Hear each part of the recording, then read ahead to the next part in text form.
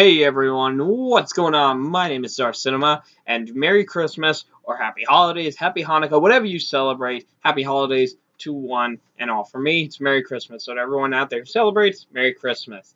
And what do we have today? We have RWBY Volume 4, Chapter 7, called Punished. So I think the title for this episode is fitting because it punishment references in many different ways, and especially in this episode in particular, because we have three different stories being told throughout the course of chapter 7.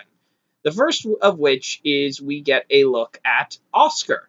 Oscar is the name of the young boy, now that we've been seeing the young farm boy who has heard the voice of Ozpin at this point. And it's very, very interesting to hear what's going on because Oscar's written off Ozpin's voice as a figment of his imagination or as evidence that he is insane, to which Ozpin is like, no, you're not. And he tests him in a way that is very interesting. He said, try to envision the headmaster's office at Haven, even though he's never been there, and he manages to describe it perfectly. And Osmond said that's because he was the one who helped him build Haven and gave him like a tea set as a gift. So this is very interesting in my eyes because this hints. Osmond has said that what Oscar is experiencing right now, this very weird, like kind of panicked mindset, that he's felt it before. And it makes me wonder. So there's the theory going around that Ozpin is the wizard from the story of the Four Maidens. And what I think is, did the wizard somehow manage to transfer his soul and aura across different people? That would make sense considering that has experienced the same phenomena that Oscar is experiencing now, a melding of two different auras and two different souls. That is actually very, very interesting, and I'm really excited to go through that. And the development of this story, of this subplot, is actually interesting, and I really loved it. I didn't know where they were going with it, but I love this idea. I really love the idea that, whatever, like it now exists that people's souls and auras can merge as one, uh, and manifest in different people. So that's fantastic. Though I think one of the best parts of the episode, like this episode was fantastic, but this next part, the one that is kind of like the middle ground. You have Oscar starting it off. You have Ruby and her gang ending the episode. But the middle is kind of what this really resonated with me a little bit, considering that I never expected, like, again, this series, this season in particular, is surprising me at every turn because, like I've told you people before, I did not like Weiss at the start of RWBY. I thought she was extremely irritating. I thought she was just going to be the stereotypical, mean girl that was never really going to have any character development. Oh, how wrong I was, as we have so much character development for Weiss's character. So we find that she is in a verbal argument with her father over the actions that were in the last episode. And Jacques is more concerned with, the reputation of the family and then the well-being of his daughter.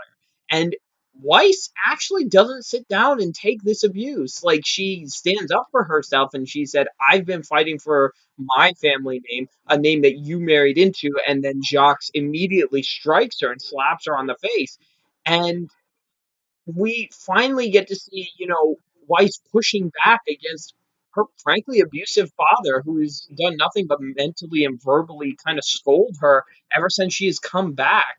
And we really get to see the kind of uh, area, like this environment she's grown up in. And you really do feel sorry for her, and it makes it all the more, uh, all the more, like, empowering when she decides to take up her sword again, that she wants to be a huntress again. However, it seems like Jacques is going to be another pain in the ass and try to throw as many obstacles in her way. As he forbids her from leaving the grounds, he's making sure the staff keeps her within the manor at all times. And to further rub salt in the wound, has made it that Weiss has broken down under the trauma of seeing Beacon fall and has relinquished her position as heiress to the Shini Dust Company and has given it to Whitley, her younger brother. So this was a really big emotional hit because there was really now Weiss seemingly has nothing to fight. She has nothing like with her to fight against Jacques at this point. And remember how I told you guys when we were introduced to Whitley that I didn't really like that little punk and I felt that I was going to hate him? Well, I was right because he was in league with his dad the whole time. And the look, like, Whitley has one of those faces that it's kind of like that Draco Malfoy thing where you look at him and you know this prick's going to be evil. You can see it on Jacques' face, and just the way that Whitley's face just twisted into that like smug little grin. I wanted to punch him in the face, though. If I did that, I'd be buying a new laptop right now, and I really don't want to do that as I've already bought another one. Weiss is genuinely hurt by this because even though we really haven't seen him being um, like nasty up until this point, he's actually been fairly nice to Weiss. So even though I kind of noticed it, I know a couple people were like, oh, Whitley may not be all that bad. It may be just a shared thing that's grown that all of the siblings have grown up in. That's why Winter left. Whitley is not old enough to leave yet, but he's in league with his dad. He knows this will benefit him. So Weiss breaks down in her room. I was glad they didn't do this forever because I know Weiss isn't the type of person. She's come too far since she's began to just lay down and cry through all of this. Yes, it's been a very, she's had so much shit thrown at her in the past 24 hours. I would, it's like, who wouldn't break down after that? But we do see her take action, start moving the furniture around so she has an open space. She opens a case on her dresser, and there is her sword her dust cylinders. She's ready to train and get out of here. I'm believing she's about to practice her summoning, but we'll know in the meantime. Then we get a very good fight. I don't know if I'll call it the best fight. I'm actually gonna probably do like my top three fights of the season when we get into when like the season's concluded because I think we still have quite a handful of episodes left. But this is high up there. Not only for just usually we have one-on-one fights or like one-on-three fights in this case, but what I like about this is kind of one of our first times where we've seen two experienced huntsmen in a way, or huntsman level opponents fight each other with the intent to kill. Yeah, we've seen Winter versus Qrow, but you could tell that Qrow was kind of holding back through all this. We kind of see him go all out in this one. We do. RWBY gets a little bit of an indication that there's a bigger game at work here when Tyrion essentially references the Queen and that she wants RWBY, and Qrow obviously knows who she is and says Salem. But RWBY is absolutely clueless. The action here is actually pretty good. The facial expressions were great. The only thing I'm going to say is through some parts of the fight, it was a little bit too choppy for my liking. But on the whole, I really did enjoy this. They're doing really, really well. I do like the scene where Ren and Nora are actually running up to fight Tyrion, and he kind of bends backwards, like almost bending completely over. I don't know how his spine could take that. And it just gives him that crazy eyed look. And I absolutely love every second Tyrion's on screen. Like, he is like mugging for the camera, and I love every minute of it. We see RWBY, like Qrow's telling RWBY and the gang, stay away from this guy. Like, stay back, let me handle this. And we heard how good Qrow is, but there are times where it looks like he's outmatched, or he's actually fighting an opponent who can be on level ground with him. Obviously this changes during some times because, Tyrion is distracted by RWBY shooting him, and we get a good scene of Qrow just slugging him in the face over and over and over again, and that was very amusing. However, though, RWBY is sick of feeling helpless throughout this entire thing and does go to try and help, despite Qrow telling her repeatedly, don't.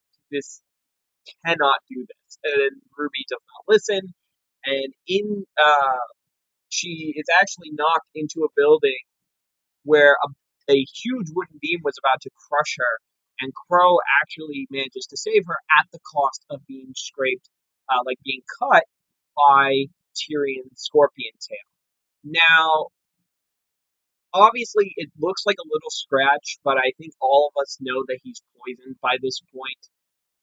And I'm hoping he doesn't die because please don't let Vic Mignogna's character die. And I think he still has a lot more to offer. Do I think he'll die? No, but really at this point we don't even know. The story could go anywhere. Uh, And of course, everyone's got questions at this point. Well, actually, before that, we probably get the nicest bit in the entire episode where Ruby uses her scythe and cuts off the tip of Tyrion's tail. And Tyrion is none too pleased by this and saying, "You little bitch." Wow, we're actually going pretty PG-13 with all this, right? We're dropping all the adult swear words now. But we actually see a really interesting scene though, because when he scratched, as I'm noticing, he scratched Qrow. His eyes were purple, and now his eyes are yellow. So hope maybe that's Weiss channeling his poison or whatnot. I don't know. But then when you see him talking to himself like he's afraid, it's like she won't punish you, or and kind of trying to convince himself that he won't get like murdered by Salem after this. And immediately Qrow collapses after Tyrion leaves, and everyone's assaulting him with questions like, "Who is he? What do they want with Ruby? How'd you find us?" And all we get is, "What is your favorite fairy tale?" or something along those lines before we cut to black.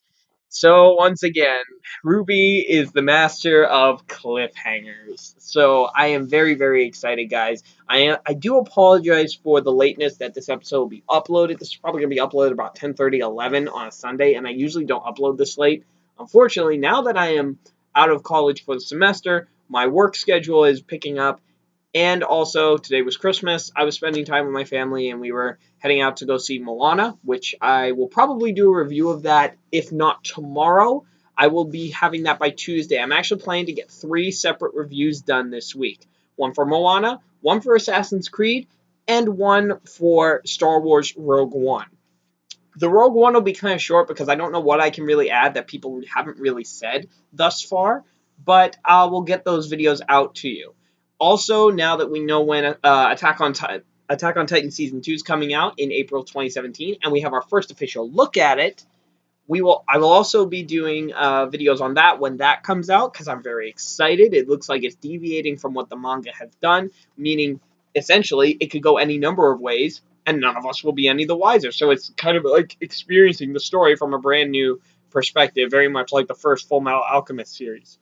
Anyway, my name is Darth Cinema. I hope you guys enjoyed the video. Please slap a like button, comment if you have any questions, or start up a healthy conversation in the comments, and subscribe for more content on RWBY or any other anime that is coming out.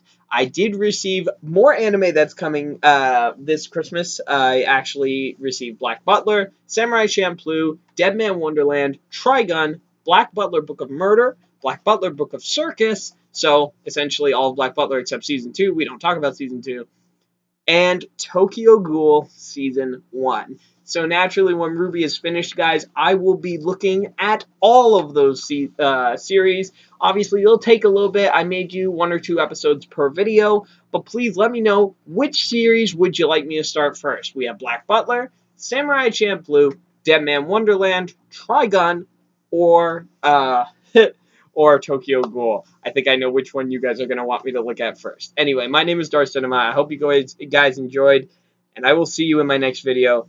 Take care, and I'll see you later.